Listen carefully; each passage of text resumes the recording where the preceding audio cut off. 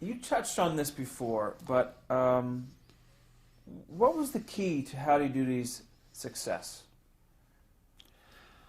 Well, the fact that we were really the first show that was aimed at kids from 2 to 11 years old. Kids never had any vehicle like that. They never had any entertainment. Some of the radio shows, but this was the first show that was really designed to appeal to kids, and it was fantasy and slapstick. All kids love fantasy, and they all love slapstick, and that's basically what Howdy was. We strive for parental approval. We'd never take a product that would, or a sponsor that would advertise a product that a parent would mind buying for their children. I mean, these were all top products, and as I said, Colgate Dental Cream, basically we taught the kids to brush their teeth after every meal. Welch's grape juice, still one of the greatest quality products ever. For great drink for kids, rather than some of the soft drinks that dentists will tell their children not to use. We were not an educational show per se, but we did try to teach the kids in a more subtle way with our songs like You Don't Cross the Street with Your Feet, You Cross the Street with Your Eyes. Save your pennies, soon you'll have a nickel. Be kind to animals. Cute songs, and at the same time educational, without the kids being realizing rather that they were being taught. It was, as I say, a subtle way. So we would never license a product that a parents would mind buying for their kids. Like, for instance, we wouldn't license a gun or anything like that. I mean, it was good quality merchandise, and so we say we kept our nose clean for 13 years and over 2,500 shows. So that was, and we were the first show seen in television every day in many markets for many years. There was no daytime television. It was test pattern all day long until I came on the air at 5:30 and said, "Say, kids, what time is it?"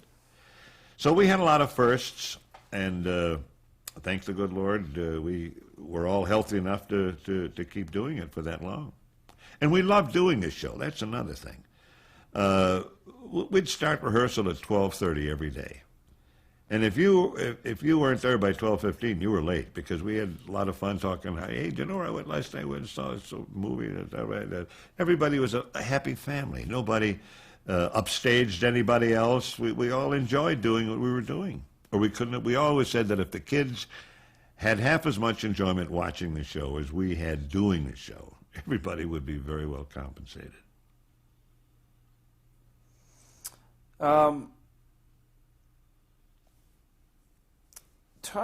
Just talk briefly about your life and career now. What do you enjoy right now? Well, I still have a lot of stuff that I'd like to do. I write a lot of music for choirs in our church. Play organ, direct the choir often. I've done that for, oh my gosh, since I'm 20 years old. And I still enjoy, I play golf 3-4 times a week. I live on a golf course, a beautiful course here in North Carolina. And my wife and I, thank the good Lord, get together just beautifully. We were married 57 years on November 21st, 1957. We were married in 1997. We were married in 1940, so we celebrated our 50th anniversary last year. 57th anniversary, excuse me. Thank you. And we still get together like kids. We have a lot of fun. We never let our mind get old. We work a lot of crossword puzzles together, and I play the piano at least an hour or two a day every day. And playing golf and enjoying our families and our sons and our families and grandchildren and whatever. It's a great life. Do you get mail, fan mail still, or is there any? Yeah, I get an awful lot of fan mail. And some of it I can answer and some I just can't answer, because if you start answering and sending pictures to everybody that sends in a letter, that's going to be all I'm going to be able to do from morning till night every day. I do quite a few autograph sessions a year. There's an outfit called World of Wheels, and they have autograph. Well, they have automobiles there that's, well, some people take a Corvette and rebuild it and sell it for $85,000 or whatever. We did a show in New Orleans here a couple of years ago. A Bentley was sold for $350,000. And it wasn't even O.J. Simpson's. and then we're usually there. Howdy, I have photo duty with me. That's Howdy without strings, so that people can take their pictures of Howdy and me. And then we autograph and sell photographs and autographs. And I do a lot of shows with baseball players, DiMaggio and Whitey Ford and Stan Musial and Yogi Berra, all good buddies of mine. Mickey Mantle at one time. And you wrote a book in 1990. Wrote a book called Howdy and Me. Had third printing on it. It's lovely. I thank you. I enjoyed reading. I enjoyed writing the book, with a very talented gal, Donna McCrohan, who also did a book on the Honeymooners. And that's a great part of your life when you do a book tour. You start in New York City. You get to New York City on a Sunday, because the following Monday morning you're going to be on either the Today Show or Good Morning America.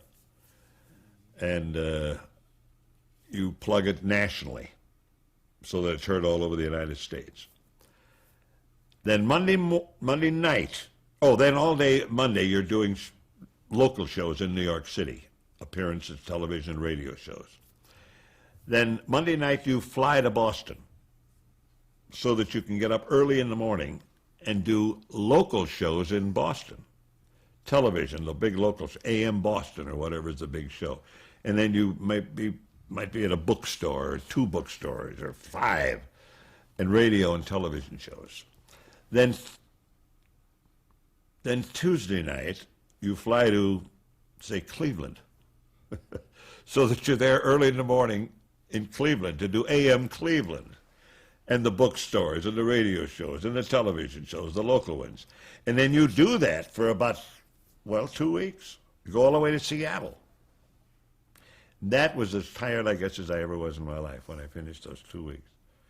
Answering the same questions from morning till night, the same questions. And you have to try to make them interesting every time you tell them. And it gets a little hard. How'd you get the idea for Howdy Doody? I feel like saying, that's number 17, that's number 3, here's the answer. Read my book. But you can't do it. Yeah, you can't say read my book. You got to autograph. But it's fun. It's nice to get out and meet the alumni. It's a big, big thrill. Do you watch any children's programming today? No. No, I can't say that I sit up and watch children's shows. No, I think we can all be grateful for shows like Sesame Street. Well, actually, we should be grateful for the big corporations like Ford and IBM and whatever, General Motors, that make shows like this possible. Because you come again to the fact that you cannot afford to spend a lot of money on shows like this. For sponsors won't spend that because they're not going to get their money back. But they built Sesame Street into such a big thing that it's way self-sustaining now. It's making tons of money because of its licensing. But it was all made possible by grants from these big companies that made those kids' shows possible. What do you think represents the best of television? Well, me. Just anything. I like sports. I watch sports. I watch golf on Sundays. I watch basketball, football, baseball. I can't stand most of the sitcoms. I just can't stand the canned laughter. And I love Wheel of Fortune. Pat Sajak's a very good buddy of mine. We watch that every night. I like Coach. Coach is a sitcom that I think is very, very well done. And I know Jerry Van Dyke very well. He's funny. When I was invited to Disney World in Orlando here a couple of years ago, and I was very much honored they called me one of the 10 legends of television, and I was with Milton Berle and Sid Caesar and the people which started, really. Pat Sajak was there, and we had such a wonderful time. And I was going to say something, and I forgot what the trend was. What were we talking about? You were, The what? You were talking about the best of Oh, television. the television shows that we watch. Yeah, I'm sorry. Yeah, okay. Pat Sajak's Wheel of Fortune, Coach. I love Coach. Jerry Van Dyke is what I was telling you. Disney World. I was named one of the 10 legends of television. And Jerry and I, we conducted these seminars, and the fellow who announced us said, "And now here he is, the brother of Dick Van Dyke, Jerry." Jerry said, "I'll kill it, I'll kill it, I'll kill it, I'll kill it." And you'll, "Hello, everything." But you know, you don't do things like that. And I never, the reaction in his face when the guy said that, oh gosh, I'd never forget. I laughed so hard. And then he and I did these things, and then when they'd go to a commercial, he'd say, "I'll kill that guy after the show. I'm going to kill him. I'm going to kill him. Dead, dead, dead. He'll be dead, dead, dead." You know, Jerry, he's a funny man, Jerry Van Dyke. You like that show, Coach? Yeah. I think that Jerry is so funny. Oh, dear. I'm sorry. He's a pro. I hated to deviate. That's okay. I have a few names here, people that you've worked with or know over the years. And if you have any final thoughts on these individuals. All right. Dick Smith. Well, Dick Smith, see, this is the first time I ever knew there was such a thing as a makeup man. How would I know what a makeup man was? I never did any movies. I did a few movies, but here was a guy who was really, really a creative person. Dick was wonderful. And he certainly went on to make himself probably the biggest name that was ever in the makeup industry. He was just great. Owen Davis Jr. Owen Davis Jr. Followed in his dad's footsteps, not as a writer, but in the business.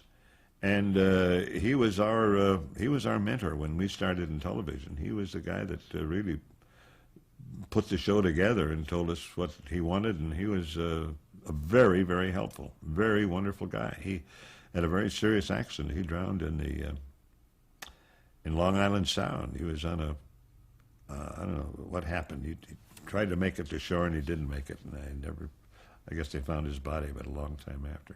Terrible story. Great guy. Warren Wade. Warren Wade was, yeah, well, no, we're going to get a show here for the children. And we designed Mr. Bluster, with the idea of Warren Wade, a blustery character. He was but a lovable guy. He was just great, great Howdy Doody fan. He would give us the best ideas. Marvelous person. Vice president in charge of television when Howdy started. Thelma Dawson. Well, Velma Dawson, believe it or not, I never met. I never met the lady. And really? She is so charming. And we correspond. And she must be in her 90s, still active, bright, very alert, tremendously talented. And we just thank God for her for Howdy Doody. So she stayed in California when she designed Howdy Doody? She's still in California, yeah. Huh. Yeah. Wow. Dominique Dunn. Dominic Dunn. How do you know that name? He was our floor manager. Every time I'd see the NBC truck outside of Yankee Stadium or Polo Grounds or wherever NBC was doing a remote, Dick down in here. Great, great little guy. Just loved him. Just a great, great. One of the nice things that happened out of the Howdy Doody Show was meeting him. Good guy. Milton Berle. Well, to me, he was one of the greatest comics we ever had. He was broad, coarse, my mother would call him. But Milt was really a lovable guy. See, he was on, they did their show from Studio 3B, and we were 3A across the hall. And on Tuesdays, when they'd have a break, they'd come in and heckle us when we were doing the Howdy Doody rehearsal. And then when we had a break, we'd go over and heckle them in their show. See, we were on the Burl show, I guess, 5 or 6 times. Milt would always be a kid in the peanut gallery with short pants and a big lollipop.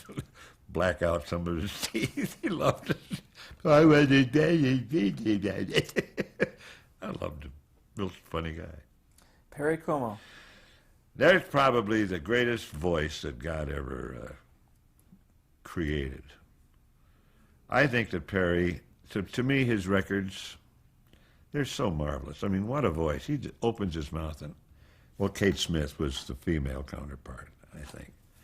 But Perry was, he was really the first big name that my wife and I met when we came to New York in 1946. And there was a song plugger, Eddie Joy. They had Saintly Joy Music Publishing. They had The Music Goes Round and Round and all great big hits. And it was through Eddie, I guess, that I met Perry. And then Perry and his wife and Mill and I would go over to their home in Lake Success where they lived on the island. And, every time I see Perry to this day, we have more fun reminiscing about the old days, you know.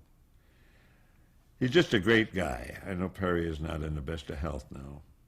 But when I still think his records are among the favorites that I've ever had. When he sings Because, to this day, I still get goosebumps and think of the day that my wife and I were married. He was great. He is great. Jack Weinstock. Jack Weinstock was a urologist in New York, and he had a great, great flair for comedy writing. And he and his partner, Billy Gilbert, they, I said earlier, they wrote How to Succeed in Business Without Even Trying. And up till then, they wrote for individual stars, Bob Hope, Benny, Fred Allen. They wrote for many, many people. And they wrote the last 4 or 5 years of our Howdy Doody Show. Tremendously talented. A urologist. Now, Jack was a urologist, but he had this great flair for comedy. And then Billy was the guy that actually typed and put it all on paper. But they got their ideas together, and his conceptions, and they were the great team. And then Willie Gilbert was as I said, he was the guy that actually put it down. But Jack Weinstock was a very, very talented man. Loved him. Last person I have on this list is Mildred Smith. Well, she's a great gal. She's 81 years old. She just had very serious surgery. She lost over 65 pounds in 5 months. And she, 2 of the arteries to her colon were completely blocked. And she couldn't eat anything. She was on a wheat-free, dairy-free, whatever diet. And they were afraid to operate on her. She does have congestive heart failure. But the doctor said, we're going to have to operate. He says, she's going to die. So they did an angiogram, and they found out that 2 of the 3 arteries into the colon were like cement. They had to do a bypass from her aorta into the colon. They did, and thank the good Lord. They call her a miracle patient. She's up. She's gained nearly 30 pounds since the surgery. She's up to about 120. So we're just very grateful to God that we have some more time together. Childhood sweethearts. Yeah. Well, thank you very much. It's been a great pleasure. Well, thank you very much, Michael. It's been a good stay here with you and all our Howdy Doody alumni out there. We had a little song. I usually do this with piano. But for my Howdy Doody alumni, I wrote a song for our 50th anniversary. Wrote it to the tune of the coffee song, the melody of the coffee song, and I would say, way back in 1947, when some of you were under 11, that's when we first appeared on NBC, and we were with you every day on your TV. Then we added someone you know well, that silly clown called Clarabelle. And from the day that Clarabelle was born, he always talked to everybody with his horn. Then Dilly Dally, and Mr. Bluster too, Oil Well Willie, just to name a few. And a lovely gal who could really sing was Princess Summer, Fall, Winter, Spring. And Ugly Sam was on the job, and so was J. Cornelius Cobb. And don't forget old Captain Scuttlebutt. Also the Flubadub, who really was a nut. Oh, and Chief Thunderthud with Muscle Stronger, and the first one to say Cowabunga, and many other firsts along the way. We were the first show seen in color every day. Then Buffalo Bob, our friendly host, the thing we liked about him most, he reminded us to go to Sunday school. He also taught us to obey the golden rule. And lots of sponsors brought our show to you. There was Colgate's, Kellogg's, Tootsie Rolls, and Welch's too. And also Wonder Bread to start our days and build our bodies 70 million ways. And there were lots of folks behind the scene, directors, producers, and our writer Eddie Keene. We wish that we could mention everyone. To all we're very grateful for a job well done. Then last year was 1997. And now most of you are way over 11. But you're joining us here in the Peanut Gallery to celebrate our golden anniversary.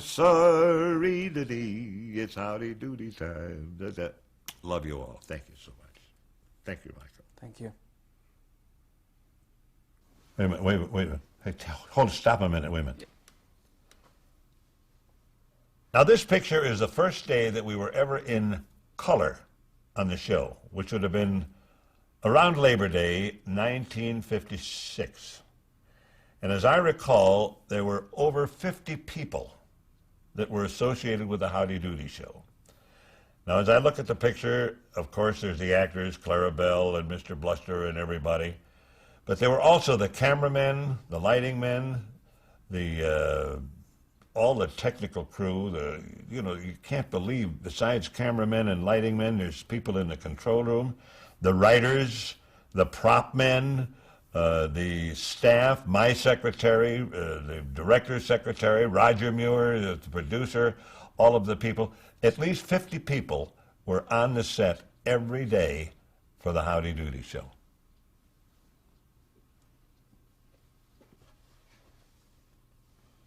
This is the first Howdy Doody, the puppet that Frank Paris, our first puppeteer, made. And he's the one that NBC paid $500 to have him made. And then when Frank Paris thought that he should be sharing in the licensing and the residuals, NBC said, no, I'm sorry, we paid you for the puppet is ours. And he said, well, if you think so, then I'll just take the puppet home with me. And he did. Well, that was the end of this puppet, which was probably the greatest thing that ever happened to us, because we never referred to him as Howdy Doody anymore, but we referred to him as Ugly Doody. And then, thank the good Lord, we had Howdy running for President of the United States, and Howdy said that he met his running mate, who was very, very handsome, and he knew that the more handsome Mr. X, his adversary, would be getting all the votes of the girls, so he had to have some plastic surgery, which he did, and then we had the Howdy Doody as we know him today. And here I am with Howdy, back in 1952. I'm in black and white here. To this day, some people come up to me and they say, oh, Buffalo Bob, you're in color. They remember me in black and white. Well, this was the first really good black and white shot that they ever took of Howdy and me. And back in 1952, when I had my blue uniform, of course, you have to believe me because you can't see that it's blue. But that's the picture. We've had hundreds of pictures taken, but that's the one that everybody seems to want when they buy pictures of Howdy and me, because that's the way they remember us. Close up, and then we're done.